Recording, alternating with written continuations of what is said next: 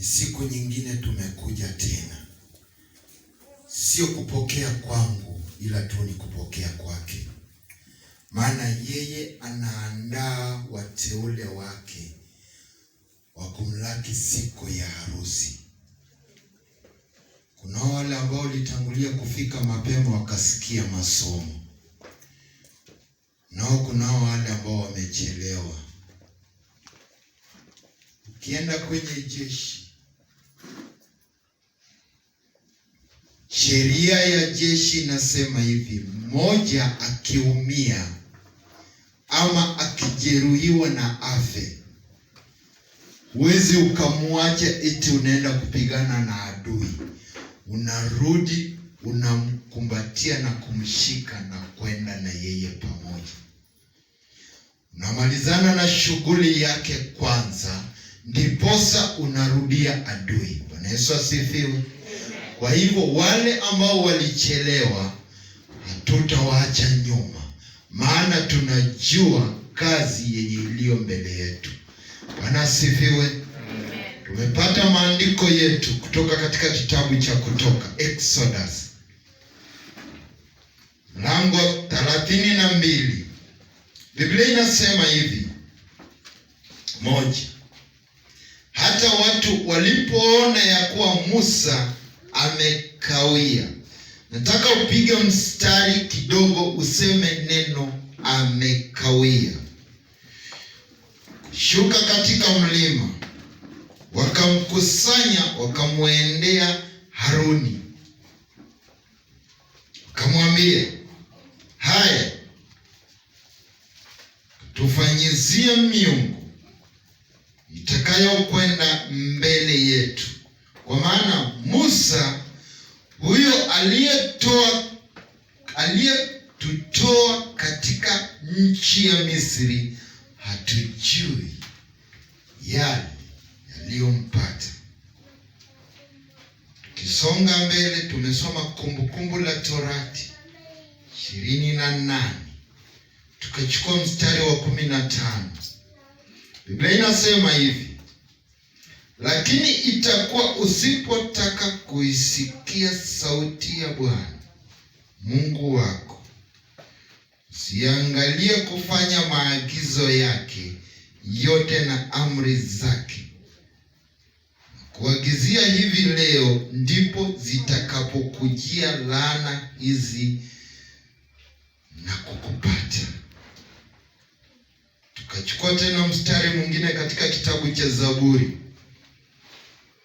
78 mstari wa 40. Biblia yangu inasema hivi: walimuasi jangwani mara ngapi, wakamhuzunisha nyikani, wakarudi nyuma, wakamjaribu Mungu, wakampa mpaka mtakatifu wa Israeli. Yaani Mungu akamwekea mipaka. Hawakukumbuka mkono wake, wala siku ile alipokomboa mtesi. Taka niende kwa pole tuelewane kati ya mimi na wewe. Taongea kwa Kiswahili, najua kunao wasomi katika kanisa. Kila mmoja wetu ako na vitu viwili maishani mwake. Moja ni mipaka, pili ni sheria. Maana wewe na mimi, kunazo baadhi ya sheria ambazo ukiweka hivi, mimi au wewe huwezi ukavuka. You can no longer cross the boundaries. Maanake unazo sheria ambazo umejitengea wewe peke yako. Kumbuka last week tuliongea ambayo moyo uliobondeka. Sasa hivi nataka kuzungumza moyo japokuwa umebondeka, lakini unaweza ukaufanyia nini ndiposa ukamsubiri Bwana. Kichwa cha ushuhuda wangu nasema hivi ya kwamba kumngojea Bwana kwa subira. Maana wengi wetu tumesubiri Mungu kwa kuyumbishwa na maneno ya dunia hii. Bwana Yesu asifiwe. ambako tumesoma mwanzo pale Kutoka, ya kwamba Musa wakati alipowatoa wana wa Israeli akawafikisha jangwani ama katika safari yao, hao wenyewe walikuwa wanamwangalia Musa. Musa naye anaenda anaongea na Mungu. Mungu anampatia masharti ya wana wa Israeli kuishi nao katika safari yao. Kumbuka ya kwamba maisha yako ni safari yako. Manake katika safari yako kunayo misukosuko ya aina mbalimbali. Wewe mwenyewe unaijua, mimi sijui, Mungu anaijua. Bwana Yesu asifiwe. So wana wa Israeli wakati walipofika jangwani, wakakuja wakaonelea kwamba Musa saa zile aliondoka kwenda mlima Sinai kwenda kuongea na Mungu, akawaletea sheria yao ya kusonga mbele na safari yao kwa ile nchi ya ahadi. Bwana Yesu asifiwe. Ikatokea kwamba alipokuwa pale mlima Sinai, Musa mwenyewe akakawia. Hakukawia eti anachelewa, bali alikuwa anakawia katika ujumbe wa Mungu ambao alikuwa anazungumza na yeye. Maybe Musa alikuwa anaenda anaonana na Mungu, anampatia sheria kidogo, anaondoka anarudi, ndipo wana wa Israeli wanasonga. So unakumbuka ya kwamba Musa akakawia pale mlimani. Baada ya kukawia, wana wa Israeli walikuwa wanamsubiri. Hata kama walikuwa wanamsubiri, Musa alikuwa amemuundia Haruni, ama alikuwa amempatia mamlaka Haruni ya kwamba akaishi na wanao, akawakae pamoja nao, akiwafundisha, akiwaelimisha, wakati ambako wako pale kwenye kampu wanamsubiri ya kwamba Musa akuje awaelekeze safari yao. Bwana Yesu asifiwe. Tunaenda pole. Baadaye Haruni akakuja akaanza kuwaongelesha. Baada ya kuwaongelesha, wakamwona kana kwamba huyu ako na historia yake, huyu anatupigia hadithi yake, huyu anaonekana kwamba tutakaa hapa milele, huyu anatucheleweshea muda wetu. Jinsi wewe umefika mahali ukaona ya kwamba Mungu ninayemsubiri amekawia sana. Manake unaishi maisha ambayo unatarajia kupokea, lakini tarajio lako limechelewa. Baadaye unakuja unakata tamaa, unaolelea kwamba Mungu ambaye aliniumba mimi anachelewa kukuja, ama anachelewa kujibu ombi langu. Bwana Yesu asifiwe. So unakuta ya kwamba baada ya Haruni kukaa nao, akawaambia ngojeni Musa anakuja, ngojeni tatizo lenu litatatuliwa. Wana wa Israeli wakakaa vichwa ngumu.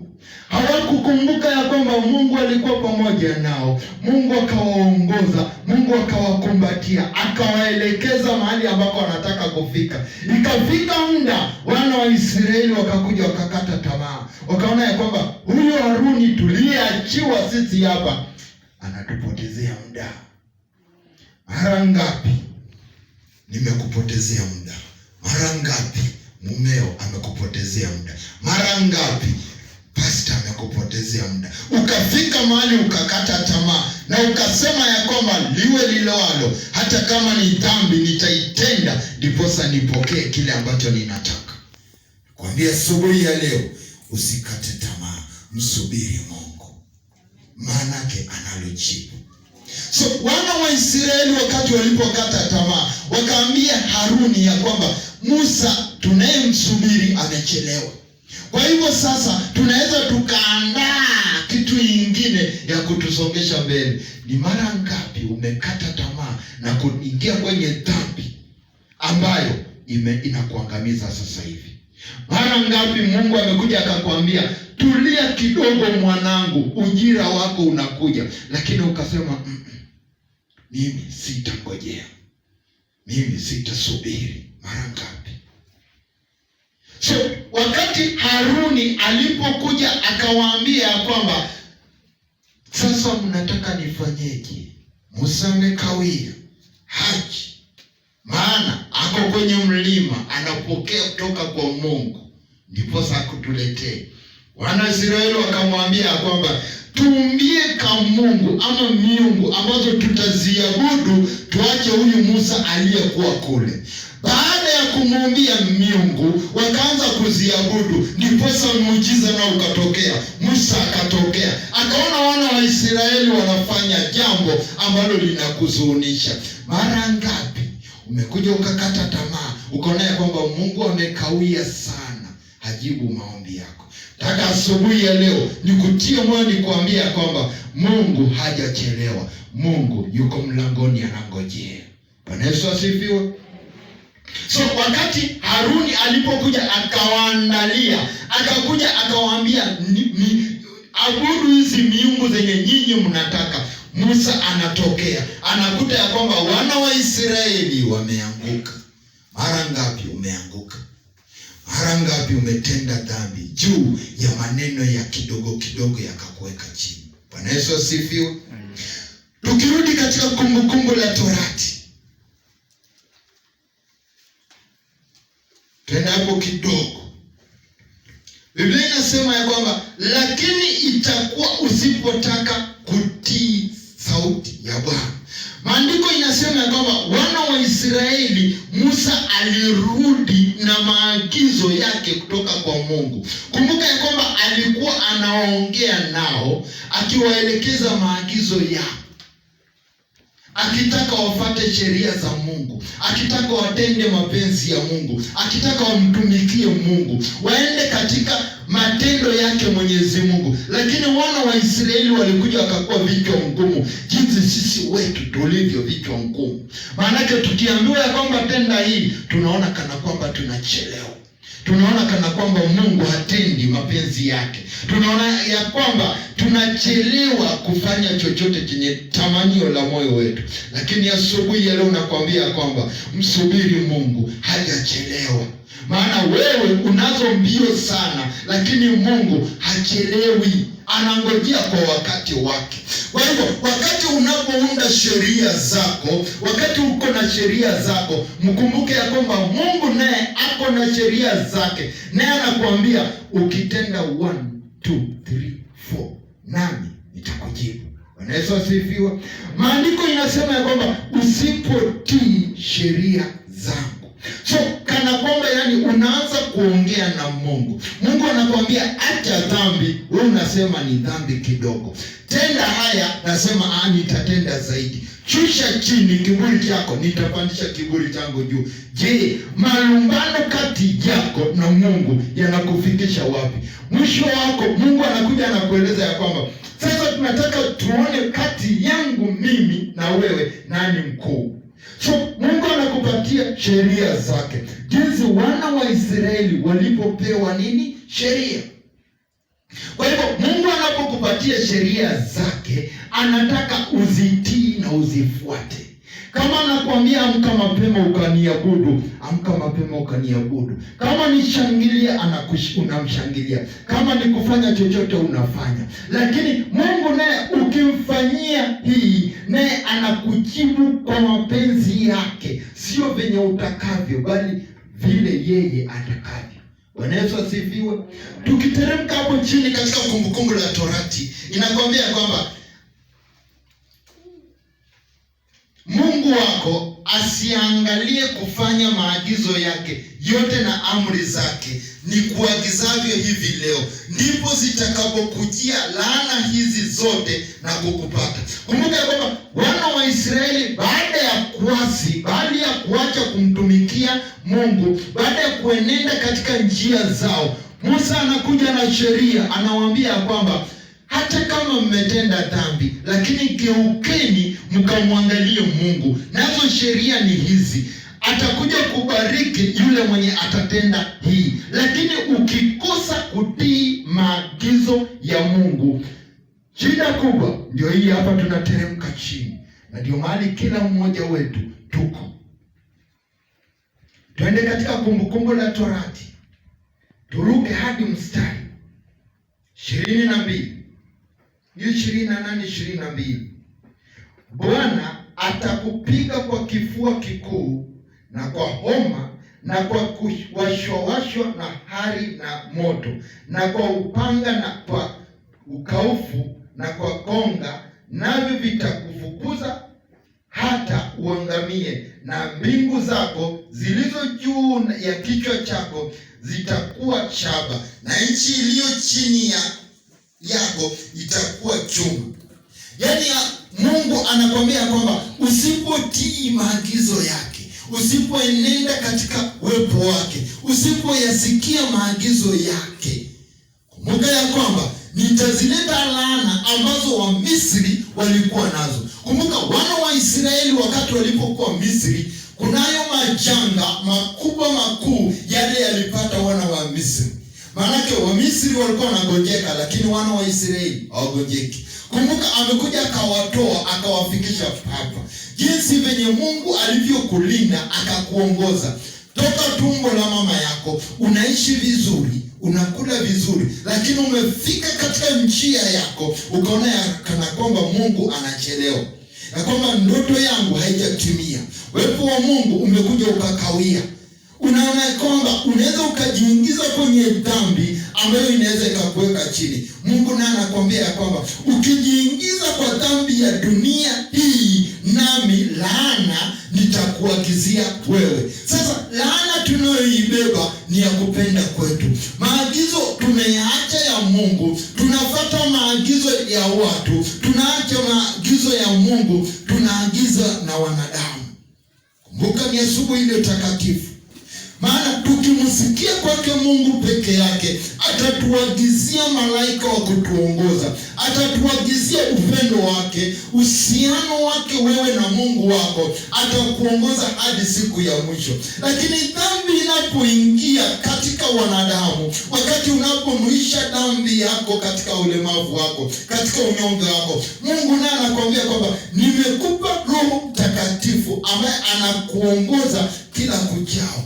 Kila mmoja wetu, kwe mdogo, kwe mkubwa, kwe mnene, kwe nani, unayo Roho Mtakatifu ambaye kila mara anakuagizia. Ukitaka kufanya kitu anakwambia acha, ukitaka kutenda jambo akwambia acha. Unapotaka kufanya chochote kilicho kizuri kinampendeza Mungu, na yeye adui ni mjanja na ni mjulaji, anakuja anakwambia kwamba laiti tu ungetegemea, laiti tu ungeshuka chini, laiti tu ungefanya hii.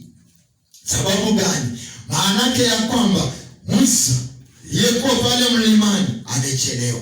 Musa aliyekuja akaenda kuchukua ushuhuda kwa Mungu ndiposa akakuletea, amechelewa. Asubuhi ya leo nataka nikuitie moyo ya kwamba Mungu aliyekuumba akakupatia Roho Mtakatifu ambaye yuishi ndani yako. Hauhitaji chochote kingine, bali unahitaji wewe peke yako kumuita Mungu peke yake na kumwambia kwamba hali hii siwezi, hali hii imenishinda, hali hii sitaiweza.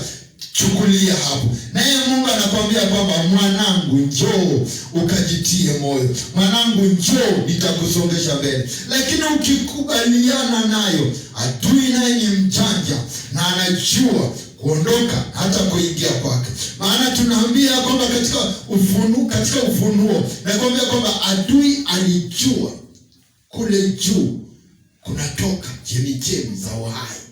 Maana akijua inatoka chemichemi za uhai, naye anakuja anakuwekea blockage.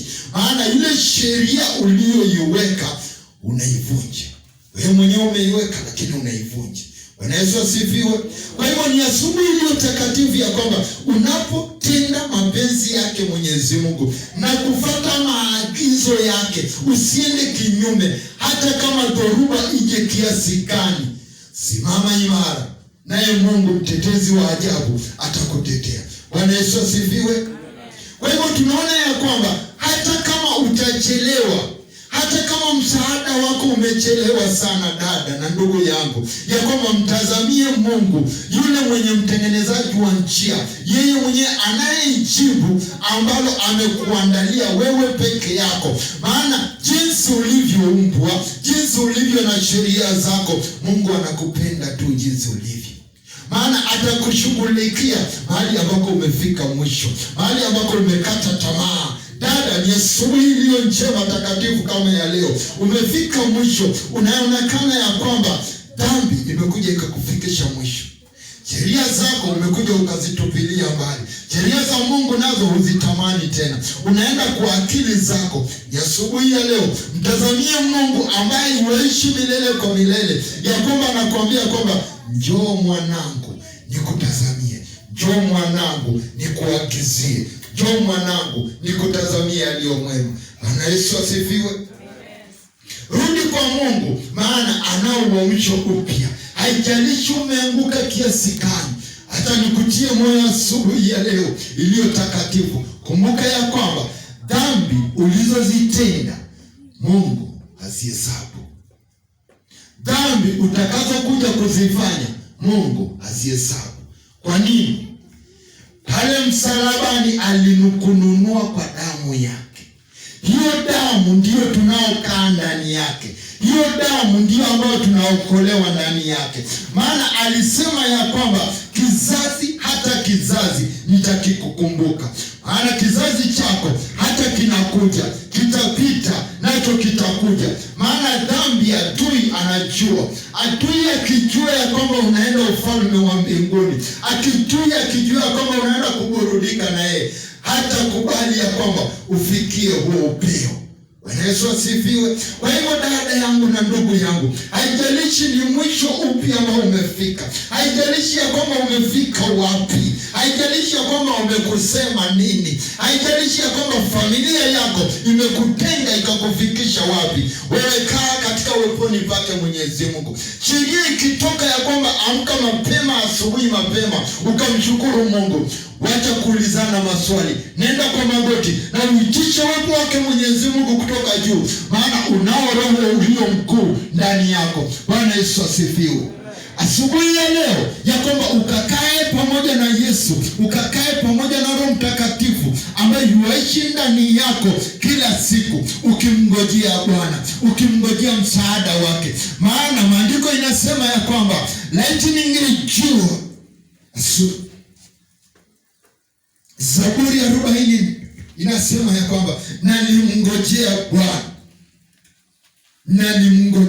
Bwana akanijibu. Laiti ungejua ya kwamba Bwana jinsi alivyokuvumilia. Laiti ungejua Bwana alivyokutazamia. Maana anakutazamia tu akikukumbatia, akisema ya kwamba ungeacha dhambi kidogo tu, nami nikuonyeshe ukuu wako. Maana umesukumwa hadi mwisho.